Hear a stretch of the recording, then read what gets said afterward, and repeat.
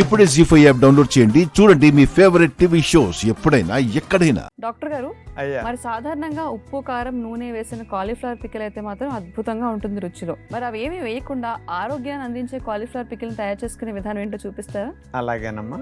మామూలుగా కాలీఫ్లవర్ ఆవకాయ కనుక పట్టుకుంటే నెలల తరబడి నిల్వ ఉంటుంది. అవును. మనది మాత్రం ప్రొద్దున పడితే సాయంకాలానికి సద్వాసన వచ్చేస్తుంది. ఇది ఏమీ లేదు, కొంచెం వేడినీళ్ళలో వేసి హాఫ్ బాయిల్ చేస్తారు ఆ పచ్చిపోయేటట్టు. దానికి మన పద్ధతిలో కాస్త ఆవపిండి, మెంతిపిండి ఇట్లాంటి చేసి రోజు ఎర్రకారం వాడడం. ఈరోజు స్పెషల్గా కారం లేకుండా కాస్త ఎరుపు రంగు ఇచ్చే కాశ్మీరీ కారం బాగుంటుంది. అట్లాంటిది వేసి తేనె వేస్తాం, కానీ తీపి రాదు, చప్పదనం లేకుండా తేనె వేస్తాం. నిమ్మరసం పిండుతాం. కానీ ఫ్రెష్గా ఆవకాయ మాత్రం చాలా బాగుంటుంది. ఇది ఎంత తిన్నా మంట ఉండదు, ఇరిటేషన్ రాదు, బీపీలు షుగర్లుగా జబ్బులు కానీ పెరగవు అనమాట. అలాంటి నిలవ లేకుండా ఫ్రెష్గా ఇన్స్టెంట్గా తినడానికి కాలీఫ్లవర్ ఆవకాయ మన పద్ధతులు ఎలా చేసుకోవాలో చూద్దాం. కాలీఫ్లవర్ పికిల్ తయారు చేయడానికి కావలసిన పదార్థాలు: కాలీఫ్లవర్ ముక్కలు 1 కప్, శనగపప్పు 2 టేబుల్ స్పూన్స్, పచ్చిమిరపకాయలు 2, వెల్లుల్లి రెబ్బలు 10, జీలకర్ర 1 table spoon, lemon juice 1 table spoon, తేనె 1 టేబుల్ స్పూన్, మెంతులు 1 టీ స్పూన్, ఆవాలు 1 టీ స్పూన్, ఎర్రకార పొడి 1 టీ స్పూన్, మేగడ 1 టీ స్పూన్, ఎండుమిరపకాయలు 2, పసుపు కొద్దిగా, కరివేపాకు కొద్దిగా.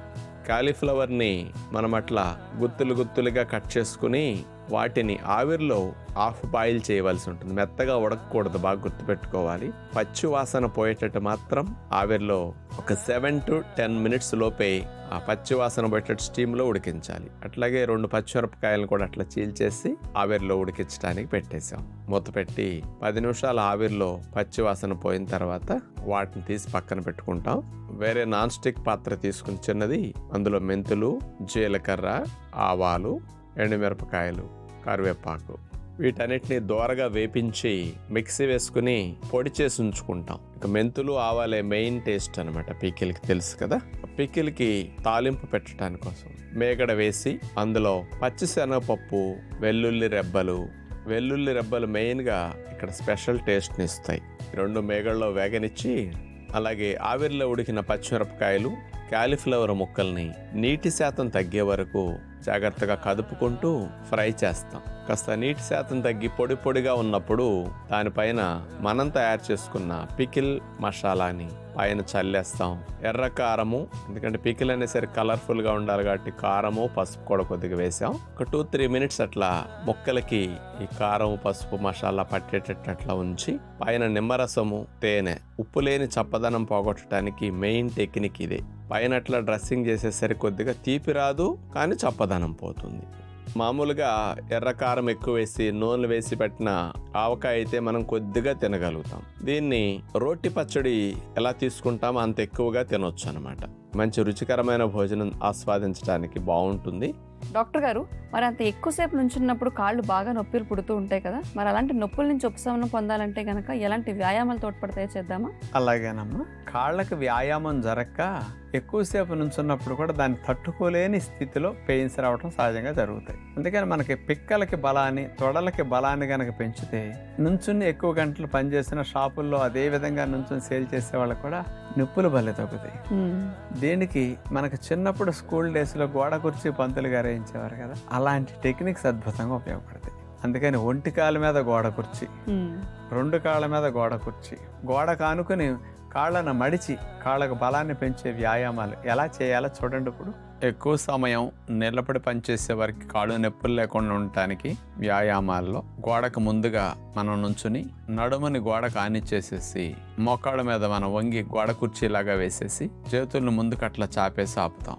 ఇలా గోడ కుర్చీ వేసి ఆపటం వల్ల పిక్కల కండాలు, తొడకండాలు, మోకాల భాగం బాగా బలపడుతుంది. వీటి వల్ల ఈ కాళ్ళల్లో కలిగే మార్పులకి ఎక్కువసేపు నుంచున్నా, తిరిగినా, పని చేసుకున్నా కాళ్ళల్లో నొప్పులు రాకుండా, కాళ్ళ కండాలు బలపడి మనకు నొప్పులు లేకుండా శరీరం ఎక్కువసేపు పనిచేసుకోవడానికి సహకారం అందిస్తుంది అన్నమాట.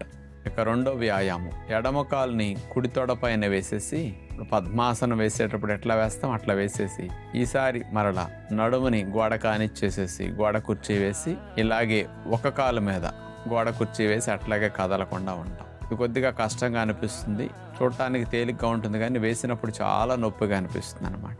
ఇలా రెండో కాలును కూడా మీరు ఇంట్లో చేసుకుంటే బాగుంటుంది. ఇక మూడో వ్యాయామం ఇప్పుడు మనం చూడబోతున్నాం. స్ట్రైట్గా నుంచుని కుడి పాదాన్ని కుడి పిర్ర భాగానికి అట్లా వెనక్కి తీసుకెళ్ళి ఆనించాలి. అలా చేతితో పట్టుకుని బాగా నొక్కుకోవాలి. ఆ తర్వాత ఎడమ పాదాన్ని ఎడమ పిర్ర భాగానికి ఆనేటట్టుగా అట్లా నొక్కాలి. కుడి చేతిని అట్లా నడుము మీద పెట్టుకుని స్ట్రైట్గా బ్యాలెన్స్గా మనం అట్లా నుంచోవాలి. మళ్ళీ రైట్ లెగ్ ఇలా చేసిన తర్వాత రెండు చేతుల్ని పైకి లేపి ఆ పిల్లర్ని అట్లా తలపై నుంచి చేతులు తీసుకెళ్ళి పిల్లర్ని అట్లా పట్టుకుంటాం. రెండు కాళ్ళు పాదాల భాగంలో పిల్లర్ దగ్గర ఆని ఉంటాయి, కానీ నడుముని సీటు భాగాన్ని మెడ భాగాన్ని మాత్రం పిల్లర్కి దూరంగా నడ్డిని వెనక్కి విరిచి ముందుకు గెంటాలన్నమాట. ఇట్లా ఉంచితే కాళ్ళ వెనక భాగంలో కండాలు బాగా బలపడతాయి. ఇక చివరిగా మనం పిల్లర్ ముందుగా మనం అట్లా నుంచుని రెండు చేతులతో పిల్లర్ భాగాన్ని అట్లా పట్టుకుంటాం. పాదాలు పిల్లర్ దగ్గర ఆని ఉంటాయి. బొడ్డు భాగం పిల్లర్ కానేటట్టు ముందుకు అట్లా గెంటి నడుముని మెడని వెనక్కి విరుస్తాం అనమాట. ఇట్లా కాళ్ళ బలానికి ఇవి బాగా ఉపయోగపడతాయి. ఈ 3-4 రకాలుగా చేయగలిగితే ఎక్కువసేపు నుంచుని ఉద్యోగ వ్యాపారాలు చేసేవారికి నొప్పులు తగ్గడానికి రాకుండా ఉండటానికి మంచిది. చూసారుగా, ఈ రోజంతా కూడా ఎక్కువసేపు నుంచోవాల్సి వచ్చిన అవసరం వస్తుంది అని మనకు ముందుగానే తెలిస్తే గనక ఇలాంటి వ్యాయామాలు ఖచ్చితంగా ప్రాక్టీస్ చేసుకుంటే నొప్పుల్ని నివారించే అవకాశం కూడా ఉంటుంది. అలాగే నొప్పులు వచ్చే వాళ్ళు తగ్గించుకునే అవకాశం కూడా ఉంటుంది. కాబట్టి ప్రయత్నించి చూడండి. చాలా మంది స్త్రీలకి హార్మోన్స్ ఇన్బ్యాలెన్స్ సమస్య వల్ల కూడా కొద్దిగా ముందు లేకపోయినప్పటికీ కొద్దిగా వయసు వస్తున్న కొద్దీ కాళ్ళ మీద వెంట్రుకలు కొంచెం, చేతుల మీద వెంట్రుకలు కొంచెం ఎక్కువ అవుతూ ఉన్నాయి. వీటన్నిటిని మరి నలుగురిలోకి వెళ్ళినప్పుడు మరి ఈ మధ్య దుస్తులు కూడా ఇక్కడ దాకా కనపడేటట్టు వేసుకోవాలంటే ఇవన్నీ నున్నగా ఉండాలి. దీనికోసం వ్యాక్సింగ్ చేయించుకుని శుభ్రంగా పీకిచ్చేస్తున్నారు. అట్లా రిపీటెడ్గా తీయటం వల్ల కూడా చర్మంలో చాలా మార్పులు వస్తాయి, ఇబ్బందులు వస్తాయి. కానీ కొంతమంది ఎంత చెప్పినా మరి అందానికంటే ఇంకా ఏదైనా నెక్స్టే కదా, ఇది ఫస్ట్ కాబట్టి వ్యాక్సింగ్ ఆపటల్లా. ఈ వ్యాక్సింగ్ చేయించి అన్వాంటెడ్ హెయిర్ని రిమూవ్ చేసినందువల్ల స్కిన్ బాగా ఇరిటేషన్కి గురవుతుంది. ఎందుకంటే బలవంతంగా పీకటం కదా. ఇప్పుడు 2 వెంట్రుకలు పట్టుకు పీకితేనే 4 వెంట్రుకలు ఎంత నొప్పి ఉంటుందని, మరి ఇన్ని వెంట్రుకలు పీకిస్తున్నాం కదా. మనకి చర్మం లోపల చాలా చాలా చేంజెస్ వచ్చి ఎరుపెక్కటం, కొంచెం మంట పట్టడం, దద్దుర్లు రావటం ఇలాంటివి ఎక్కువగా జరుగుతుంది. స్కిన్ ఇరిటేషన్స్ బాగా ఎక్కువ ఉంటాయి. దీని నుంచి కొంతమంది మానట్లేదు కాబట్టి వాళ్ళకు ఉపశమనం కలిగించే 2 పూసుకుంటే అక్కడ మంచిది. ఒకటి, మనకి అలోవెరా మొక్కలు అందరిళ్లలో ఉన్నాయి కాబట్టి అలోవెరా ఆకు కట్ చేసి లోపల జెల్ తీసుకుని వెంట్రుకలు తీసేసిన భాగంలో అలోవెరా జెల్ పూస్తే ఇమీడియట్గా ఆ ఇరిటేషన్ తగ్గుతుంది. ఇది ఒకటి చేయొచ్చు. రెండవది, గానుగాడించుకున్న కొబ్బరి నూనె, ఒరిజినల్ ఆయిల్, అట్లా దాన్ని బాగా రాసిన 5-10 నిమిషాలు ఇరిటేషన్ తగ్గుతుంది.